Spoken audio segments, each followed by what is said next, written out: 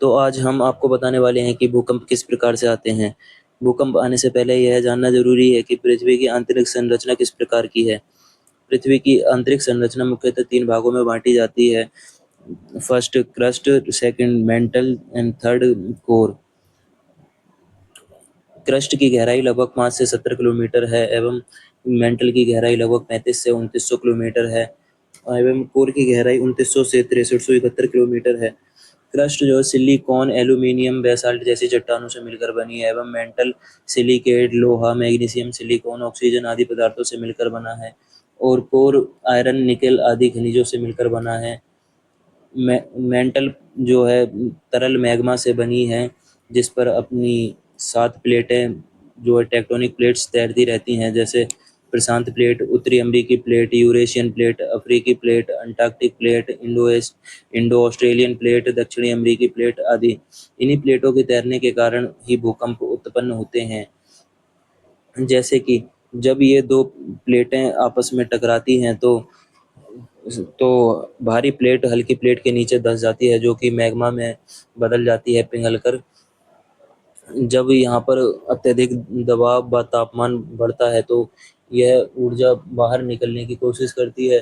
जहाँ पर ये ऊर्जा बनती है उसको हाइपोसेंटर बोला जाता है एवं जहाँ से ये ऊर्जा निकलने का प्रयास करती है, जहाँ से निकलती है, जहाँ पर हमें फर्स्ट टाइम भूकंप या भूकंप के झटकों का एहसास होता है, उसको एपिसेंटर बोला जाता है। जब ये ऊर्जा बाहर निकलती है तो बहुत ज़ोर के झटके हमें महसूस कराती है बाहर, जिससे बिल्डिंग, सड़कें आदि काँप जाते हैं।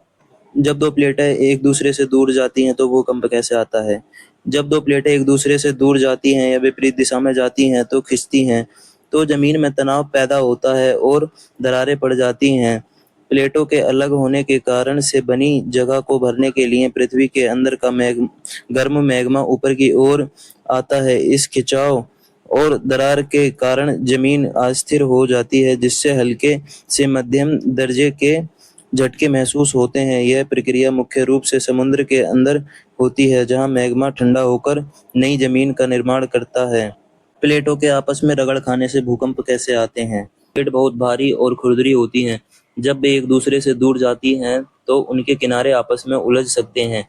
किनारे फंसने के बावजूद प्लेटें लगातार गति करती रहती हैं।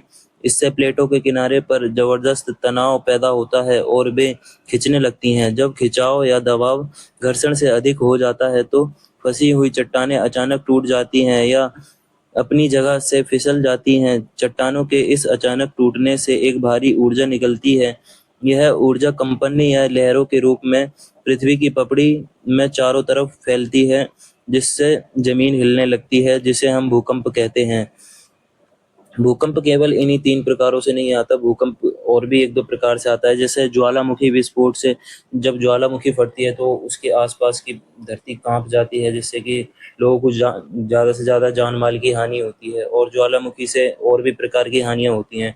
और कुछ मानवीय कारण भी हैं, जैसे कि बड़े बांध बनाना, भारी खनन करना, भूमिगत परमाणु परीक्षण, इन सब चीज़ों से भी बहुत भयंकर तबाही होती है। भूकंप के झटके महसूस किए जा सकते हैं, जिससे कि ये भूकंप आते हैं। तो इसी प्रकार की नॉलेज पाने के लिए मेरे चैनल को सब्सक्राइब करें एंड मुझे इंस्टाग्राम एंड मेरे फेसबुक पेज को फॉलो करें और ये वीडियो अपने दोस्तों को शेयर ज़रूर कर दें दोस्तों, ताकि मेरी वीडियो और लोगों तक पहुंच सके। धन्यवाद। Thank you so much.